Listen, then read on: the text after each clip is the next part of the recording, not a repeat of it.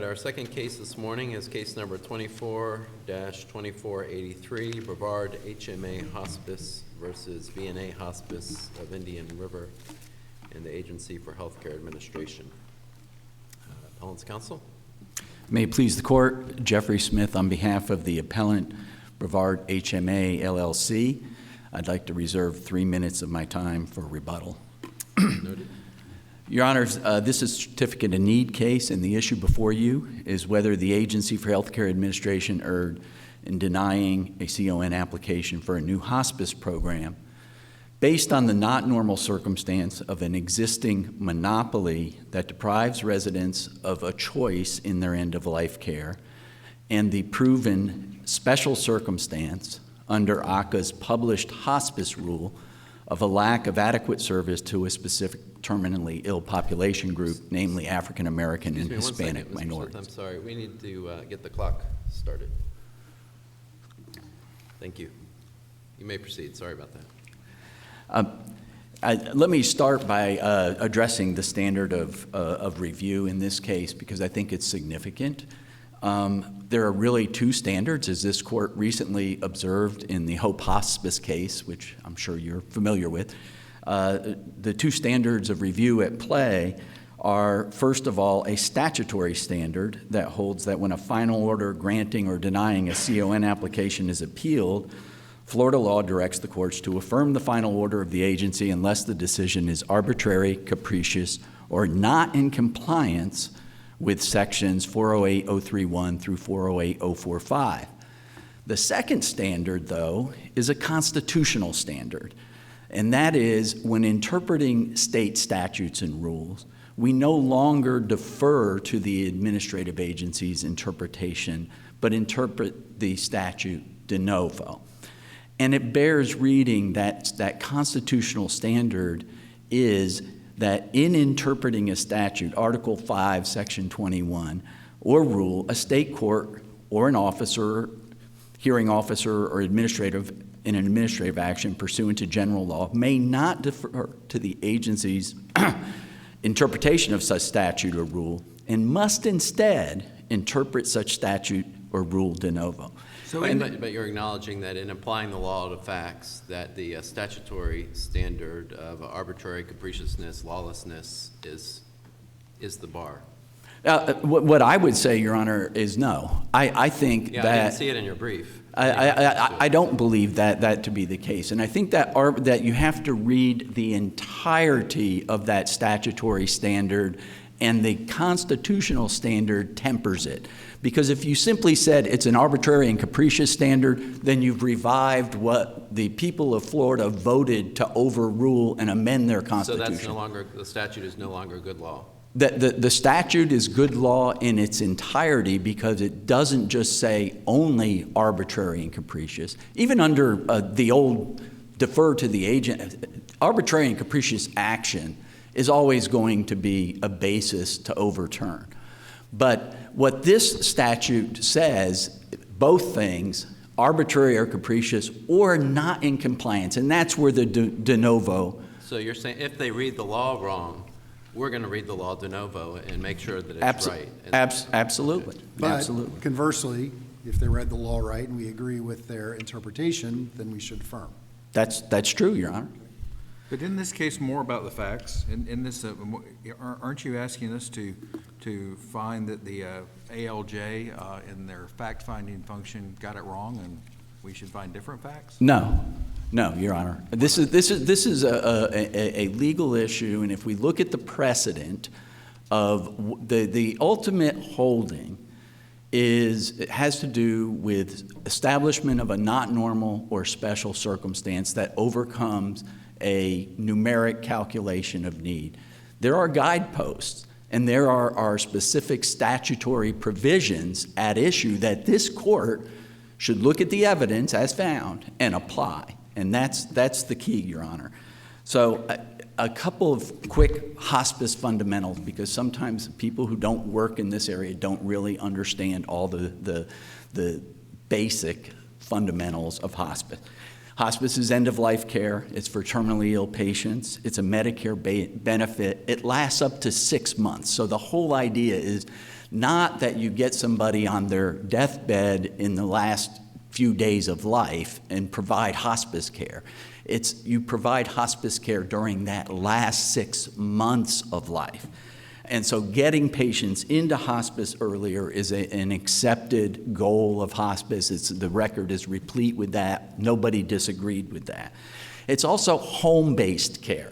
And that's important because sometimes people think of it, it's a building. It's not. Hospice care is provided in a home, in an assisted living, if that's your home, in a nursing home, if that's your home, in your private residence, if that's your home.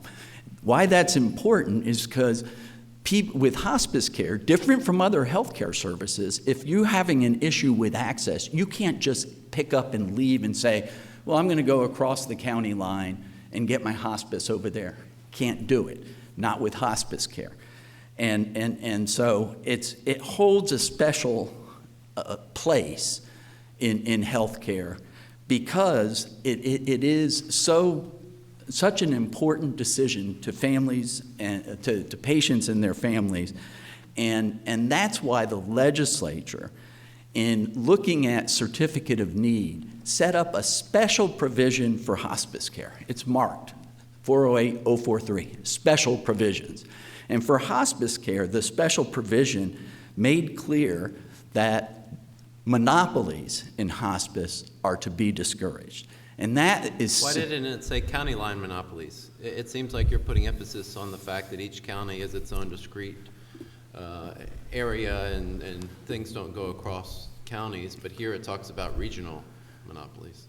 Correct, Your Honor, and you have to understand, again, that there's 27 service areas in Florida. They're not all single county service areas, but there are single county service areas.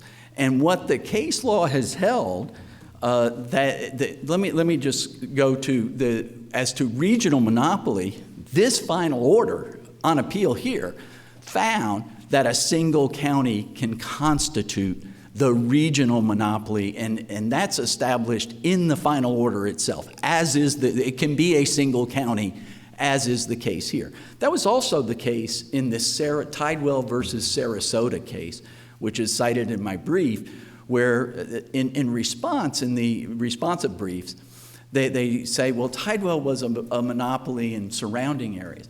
But the holding has to do with a single county service area of Sarasota, and they found that the monopoly was a reason to overcome the numeric need because it was coupled with a finding of a special circumstance under the rule, a population not being served. And those two elements exist in this case. You have a monopoly, that's not in dispute, and you have a special circumstance established in the rule as recognized in the final order itself. And that is where this court should look at the total holding and say those two things in a de novo review overcome a numeric calculation of need. Counsel, if ACA, I presume the service areas are established by rule. They are. Okay, but what the statute says is regional monopoly. So aren't we really deferring to the agency's definition of regions if we simply engraft their service areas into what a region is in the statute? Can't we decide for ourselves what the statute means by region instead of just saying that, well, ACA says that a service area is a region, so therefore a service area is a region? You could, Your Honor, but it's not been appealed, and it is in the final order in this case. It's also in the final order in the Sarasota case. We're not. You're not bound by it, and you can make a de novo. We're not required to defer to them. De novo review. You could make a de novo review. We would say that it would make no sense to say a region is outside of the area that the hospice is serving, because the point of the anti-monopoly provision is you want people to have a choice in their end-of-life care. That's why we discourage monopolies, and to say, well, it's in other counties where this hospice doesn't exist, or where people can't go to those other counties to get their care. That's why the legislature did this. I just want to read from Compassionate Care. This court decided, the legislature made clear that to the extent possible in government-controlled industry, the economic value of competition was to be promoted and regional monopolies discouraged. This pro-competition, anti-monopoly sentiment is reflected in the administrative rule that governs how an applicant can obtain a certificate of need despite the ACA's determination that no need exists. Didn't we explicitly defer to the agency in that case, though? No, I think In Compassionate Care, we did not defer to ACA in rendering our decision? Well, in Compassionate Care, the court was troubled by the existence of the monopoly.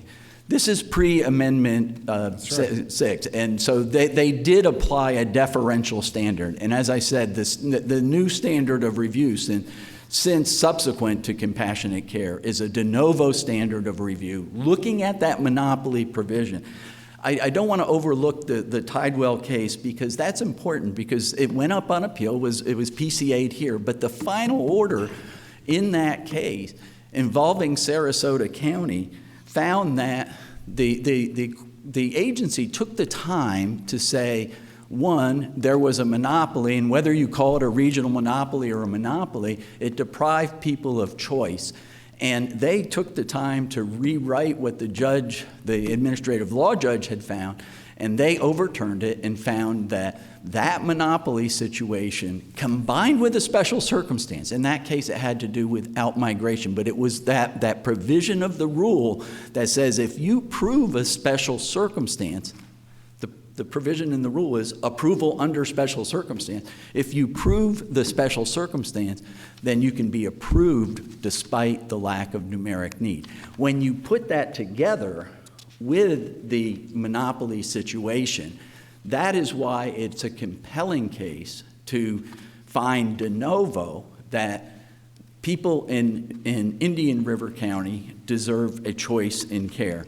But the other side of that calculus, and there's all these factors that go into the weighting, is who the applicant is, right? And what is that applicant offering to provide? If I go in there and point out, hey, it's a monopoly, and certain people aren't being served, I don't have any experience in running a hospice, and I would expect to be denied, even though I've pointed out these faults in the county. And so the other side of this seems to be, and I believe what your colleague argues is that and the findings here is this 408-035-5, the extent to which the proposed services would enhance access to medical care, that there's a shortcoming there. The applicant didn't come forward and show us how they were going to make things any better. Right, and I would say they as a matter of law, that conclusion, as to enhancement of access, it misses the mark. And I want to, and I'll segue into this discussion about the Medicaid managed care, because black and white law, the agency is told in statute that the agency, in a section that is marked access to care, the agency is told that for Medicaid managed care patients, the agency is told in the statute that for all health services, there's a mandatory obligation to establish adequate network standards to ensure access to care. What did they do? They put it in the contract, just as they're directed to do in statute, to establish contract standards. They put it in their model contract that they use, that there shall be a minimum of 2 hospices per county. The only testimony was that is there for a reason, and that reason is to provide a choice in hospice care and ensure adequate access to care for residents. So I think they missed the boat on the issue of access to care, Your Honor. On the special circumstance, The agency took the time in And this you're into order. your rebuttal time, just to let you know how you want to apportion your time. I'm gonna reserve the rest for rebuttal. Thank you, Your Honor.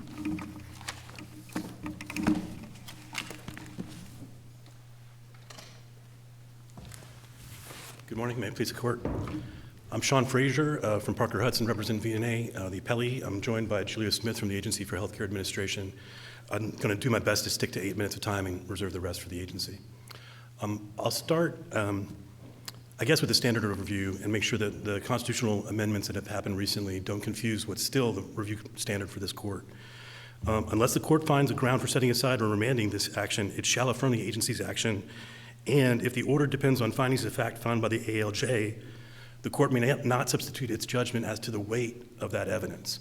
The appellant's case, I think, almost entirely is based on a request that this court reweigh the evidence and decide what special circumstances it thinks are supported by competent substantial evidence should outweigh other findings of fact made in the order that were supported by competent substantial evidence. The standard has not changed. Just as recently as a few months ago in Hope Hospice, in a 2025 case, Judge Terras was on a panel, they applied the exact standard from 408-039 that you asked about, that still uses the words arbitrary, capricious, or doesn't follow the standards of the CON statutes. I think they can be read in context and still make the statutes make sense. Arbitrary is without logic or reason, on a whim, capricious.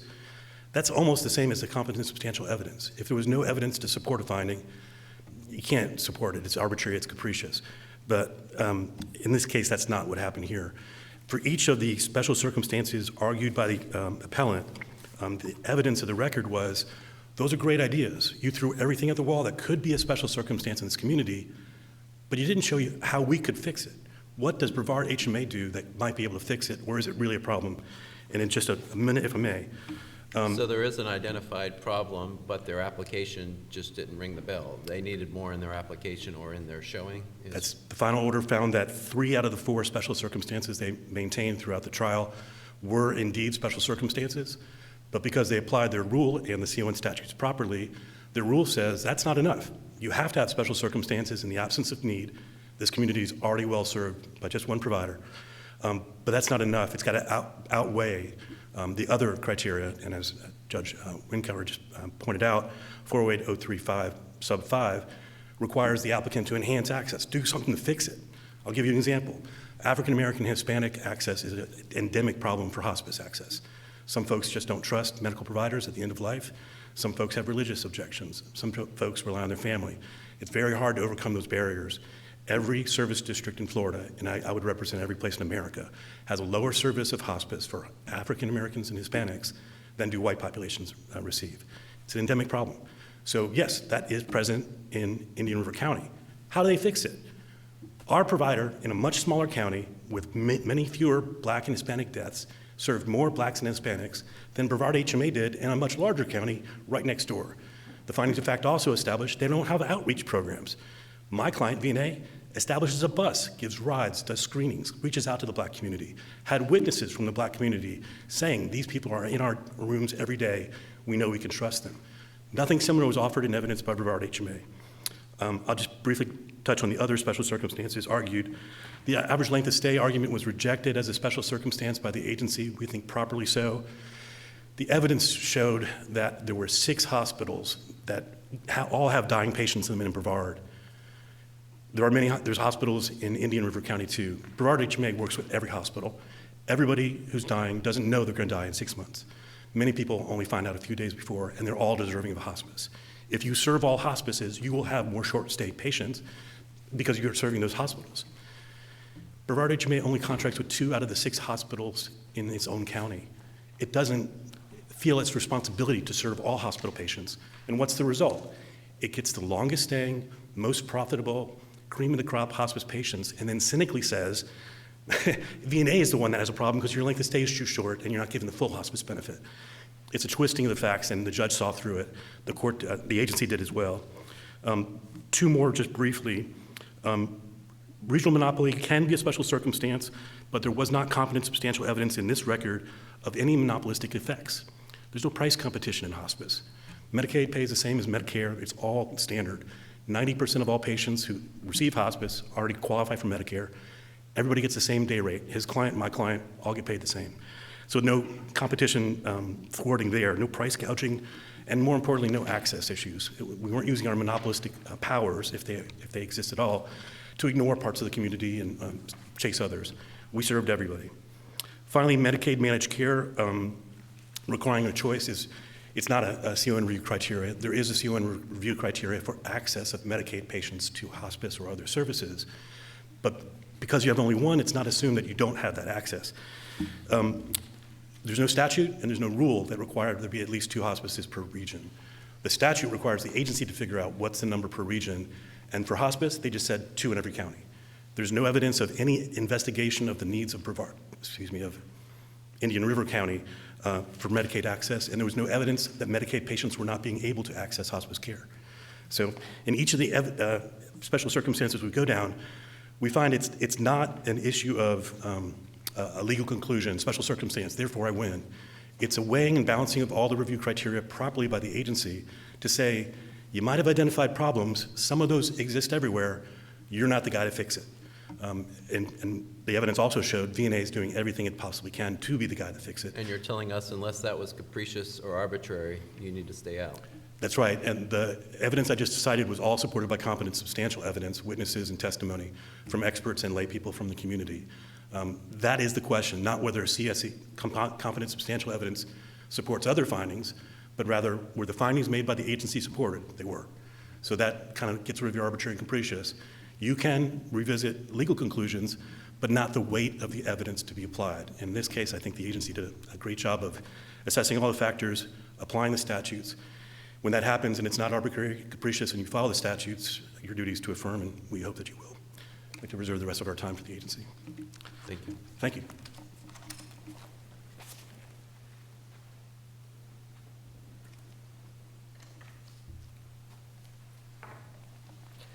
May it please the court, my name is Julia Smith and I represent the Agency for Healthcare Administration. I think one of the notable things about this case is that there is a finding in the recommended order where a conclusion of law about whether special circumstances had been proven at all. And one of the things that was changed was the conclusion about underservice and that there was a special circumstance. However, when you look at our statutory criteria and our rule criteria, need is only one aspect and only one thing that gets weighed in all of that, as Mr. Frazier capably argued. It's a weighing and balancing, and not one of the criteria is fixed. I think if you look at the level of underservice that was demonstrated for one population, it was less than 10%. There were comparisons made to the compassionate care case. I think if you go all the way back down to the initial agency decision and the initial decision at the Division of Administrative Hearings, the amount of underservice that was alleged was 10%. That did not get an initial approval from the agency, and they ended up not demonstrating underservice when they got to hearing. Contrast that with the Continuum Care and Tidewell case involving Sarasota County. There you have a provider who operates as the sole provider within 3 separate service areas, 4 counties. And the level of underservice there was found to be 38.6% people being out-migrated, along with a factual finding about 40.8% people being given inpatient care for a service that's supposed to be provided mostly in the home by our own licensure standards and everything. Hospice should predominantly be provided in the home. So if you look at the level of underservice and compare it to the case law, it again gives it a little bit less weight, especially where there was, again, so much testimony from the community where they came forward in support of VNA, saying they didn't think they needed a new hospice. They talked about the van that goes into minority communities on a weekly basis, and they make it a point to keep a regular schedule so that people know they're coming and they can be used. You know, they can go there and for a nominal fee, and they would do it for free if they couldn't afford the nominal fee, was the testimony.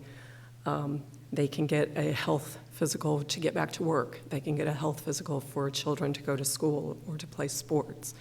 And in giving those physicals, they can be a point for access to healthcare services for the community, for services that are in addition to hospice.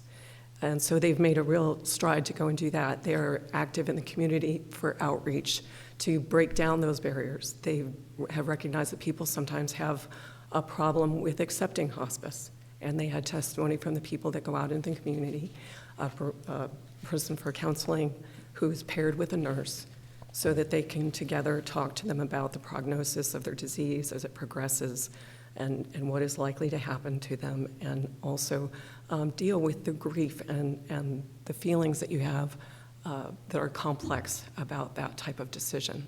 Going back to your earlier characterization of the, I think, Tidwell case, and you talked about out-migrating.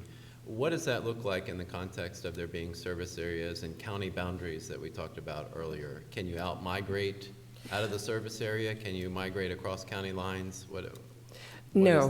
that? Once you have a service that is provided by or regulated by certificate of need, you must obtain a certificate of need for a service area to go in there.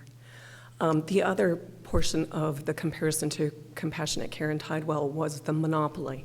There, again, 3 service areas, 4 counties with inpatient facilities just over the county line. In fact, there's a finding about building a facility across the county line. Well, an ordinary provider that has a single county where they have a CON and a license cannot cross those county lines. Well, can a patient in Vero Beach go down to Fort Pierce?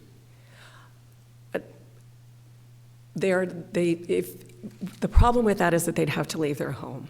Technically, can they, if they can get some type of residential care at an inpatient facility, I suppose they might. Is that what you meant by out-migrating? I'm just Well, in Tidewell, there was evidence that they were crossing, that something about that was being done they had a comparison to our need calculation that showed over 110% penetration of deaths within the county.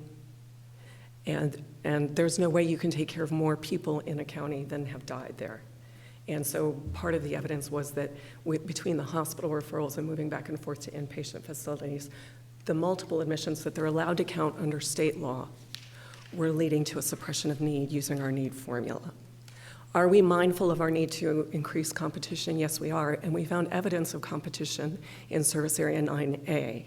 It's highlighted in the briefs of Brevard HMA that they have sister corporations that have a home health agency and a nurse registry there. So people could get care in their home, albeit it would not be hospice, which is a unique service, but they could get care in their home for nursing care, for therapy, for other things, and there's definite competition for care for end-of-life services within the service area that is provided, albeit not by hospice, but it is provided by the nursing homes, the ALFs, the nurse registries and private duty nursing, and those other types of providers that a patient could choose to get care in the home and have it not be VNA. So we think that we're doing an adequate job based on the findings of fact that the ALJ had. I think if you look at the findings of the conclusions of law and how we changed them, what the order of the agency seems to be concerned with is preserving those as legal arguments so that a different service area under different circumstances could preserve those for another day. But what we didn't do is look back and say, hey, there was no competent substantial evidence. And where those findings of fact were left unchanged, and some of them give you, hey, there was testimony about this, but I find that the more reasonable and the more credible evidence is that, average lengths of stay, those were because most of the hospital referrals or the referrals to the hospice, a number of the referrals come from the hospitals in the local area. Those are going to represent more acute patients that are sicker. And yes, they may be closer to dying, but maybe it took that for them to be able to accept their disease and prognosis. So it can't all be blamed on the hospice, that it's just trying to take a certain level of patient.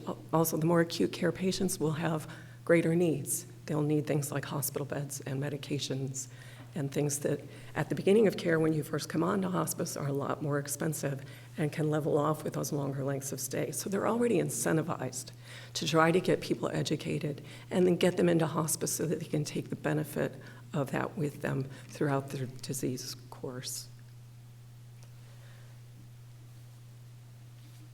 This ALJ made over 110 findings, 110 detailed findings of fact, and where those have been appropriately given weight under the criteria. And in this case, the agency did look for competition. They did look for whether Medicaid patients seem to be being served. They looked at the populations that are historically underserved and the level of underservice, to not find that there's a special circumstance that warrants an approval. It's consistent with the case law that has also considered other types of facts that can lead to a finding of special circumstances or underservice. Our own need rule published zero fixed need or zero need for this service area for this hospice batch where this application was.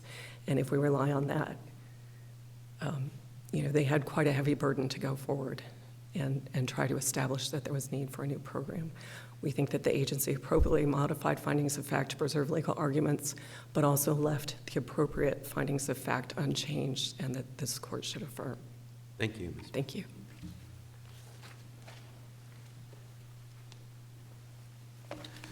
As briefly as I can, Your Honor, first of all, on the standard of review, I do urge you not to backslide. The arbitrary and capricious standard is a formulation of the Chevron standard of deference, which has been rejected as a constitutional matter. As to the issue of the monopoly, and I think this is key, Mr. McLemore, who's the head of ACA's CON unit, probably put it best in recognizing that there's people who are dissatisfied. They may have had a bad experience, a family member had a bad experience with VNA, and that he said that Brevard HMA did a good job identifying that there are residents who are dissatisfied. This is actually in the findings of fact. And he goes on to state that when there are dissatisfied residents in a single service area, no other competition, who indicate they would not recommend VNA, there won't be any hospice for them at all. And that's the point. That's the point, Your Honor. That's why we have that provision about monopoly service areas, because people deserve a choice. People in Indian River County deserve a choice in their end-of-life care, and this court should affirm that and reverse the order below and send it back to issue the certificate of need and allow my client to provide good hospice care. Quality was never an issue in this case. They recognize our hospice would provide good quality of care. Thank you, Mr. Smith, and thank both of you for your helpful arguments. That concludes our OA calendar for this morning. We are adjourned.